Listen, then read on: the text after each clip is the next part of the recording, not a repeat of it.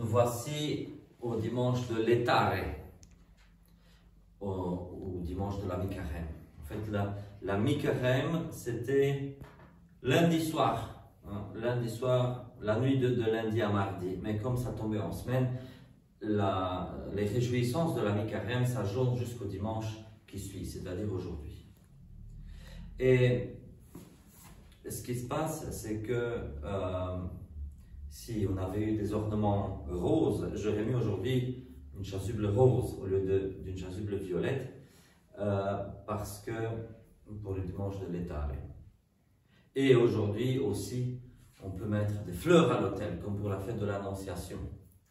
Donc ça veut dire qu'au milieu du carême, on fait comme une petite pause, on souffle et puis on continue. C'est un peu comme quand un bus gravit une montagne, le moteur a besoin de se reposer et quand le car arrive en haut de la montagne, ils vont faire 1 heure de pause et puis il va descendre de l'autre côté, sur l'autre versant de la montagne. Là, c'est comme ça pour nous aussi, pour le carême. En tout cas, pour ceux qui observent le carême, parce que si on n'a pas observé le carême, toute réjouissance de la mi-carême est vaine, j'ai envie de dire. Alors, pourquoi cette réjouissance? Donc, l'introïte d'aujourd'hui, réjouissez-vous avec Jérusalem. L'introïte vient d'Isaïe, chapitre 60. Réjouissez-vous avec Jérusalem. Et l'épître d'aujourd'hui nous parle de la Jérusalem céleste. Saint Paul, dans l'épître aux Galates, nous dit, voilà, la Jérusalem qui est ici sur terre, elle est terrestre, elle est esclave. Mais ce que nous attendons, ce n'est pas la délivrance de cette Jérusalem-ci, mais la Jérusalem d'en haut. C'est elle qui est notre patrie. Et dans le livre de l'Apocalypse, qui n'a pas été lu aujourd'hui, dans le livre de l'Apocalypse, on voit cette Jérusalem céleste qui descend du ciel. Donc Saint Jean voit une vision de cette Jérusalem céleste qui descend du ciel. Les Hébreux, les Juifs, on va dire. Parce que donc, une fois que les Hébreux sont arrivés en terre promise, on a construit, Salomon a construit le temple de Jérusalem, n'est-ce pas? Et du coup, par la suite, les Juifs étaient, d'abord quand les Hébreux étaient emmenés en esclavage à Babylone, ils se tournaient vers Jérusalem pour prier. Et puis une fois qu'il y a eu une toute petite partie d'entre eux qui sont retournés 70 ans plus tard à Jérusalem, et qu'après ça ils sont multipliés, et que certains d'entre eux devaient partir pour habiter à Rome, ou à Antioche, ou à Alexandrie, ou je ne sais où dans l'Empire romain, chaque fois qu'ils priaient, ils se tournaient vers Jérusalem. Parce que pour le peuple hébreu, Jérusalem était le centre. C'était un endroit dans le monde, c'est la Jérusalem terrestre.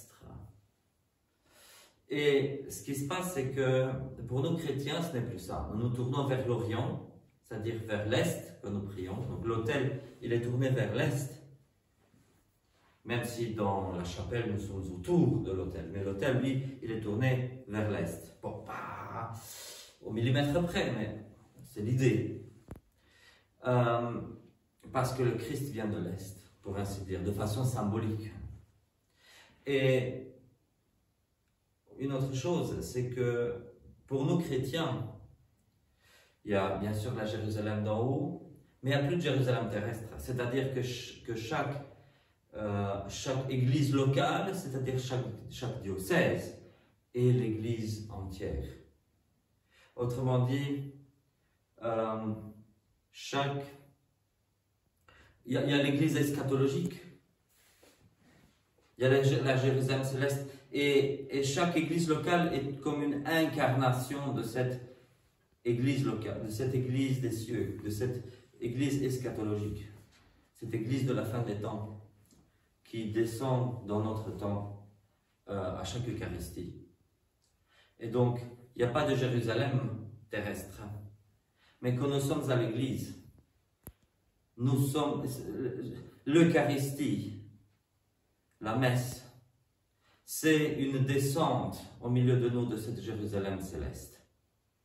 Et dans l'église, c'est l'évêque qui tient la place du Christ. et par délégation les prêtres. Je dis bien dans l'Église. Donc voilà, pour ce qui est de cette Jérusalem, dont il faut se réjouir. Pourquoi se réjouir finalement? C'est bizarre quand on entend l'introïte. C'est bizarre parce que quand on crie de joie, c'est quelque chose de spontané. Quand on a eu de bonnes nouvelles, moi chaque fois dans la vie, quand j'ai eu de très bonnes nouvelles, je me suis réjoui spontanément. Il n'a pas fallu que quelqu'un me dise « Poète, poète, réjouis-toi ». Je suis réjoui spontanément. Et alors pourquoi les prophètes nous disent « Réjouissez-vous » Pourquoi Saint Paul nous dit aussi dans Philippiens « Réjouissez-vous » C'est une réjouissance qui n'est plus spontanée, n'est-ce pas? C'est quelque chose de bizarre. Mais parfois, il faut nous pousser à la réjouissance, parce que nous oublions souvent au milieu des misères de ce monde, nous oublions que notre cité permanente n'est pas ici, elle est dans les cieux, comme nous dit Saint Paul. Et nous oublions ces choses-là. Et nous oublions parfois que Dieu est au milieu de nous. Et si Dieu est au milieu de nous, il y a de quoi se réjouir. Alors, bien sûr, comment je vais dire?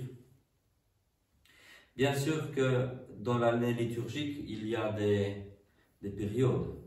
Le carême est une période de jeûne et d'abstinence. Et bien sûr que les grandes joies doivent être limitées en carême pour garder un aspect extérieur du carême, j'ai envie de dire. Ou plutôt, je vais dire autrement, quand nous observons le carême avec toute sa rigueur, on n'a pas assez d'énergie que pour danser et faire la fête. Et effectivement,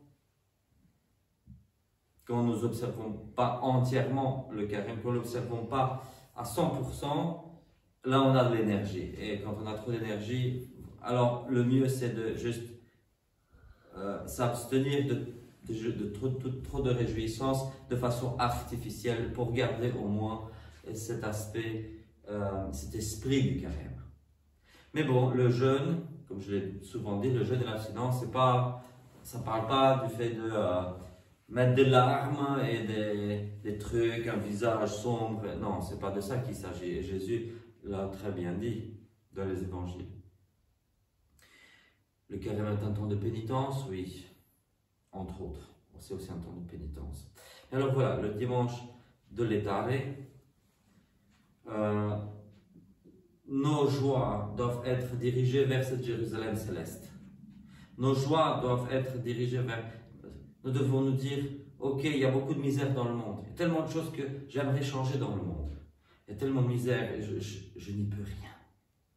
Mais tout ce qu'on peut se dire, à la limite, c'est de dire, voilà, ce qu'on peut pas, ce qu'on ne sait pas faire, on les met dans les mains de Dieu. Et on sait qu'à la fin des temps, il y aura cette Jérusalem céleste. Et on sait que notre patrie est là.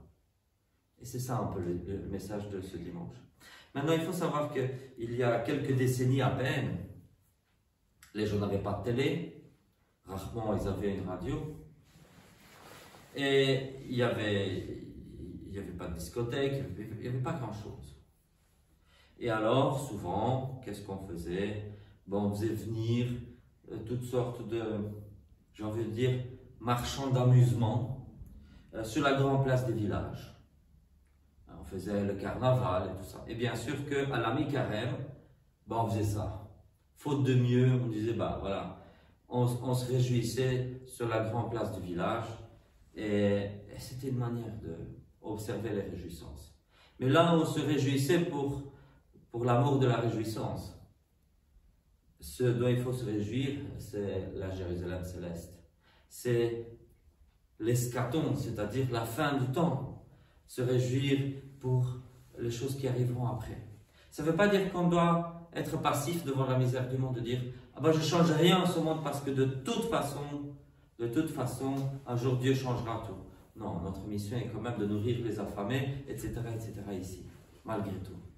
Mais il faut garder cet espoir de la Jérusalem céleste. Et c'est ça qui doit être le sujet principal de notre joie. Amen.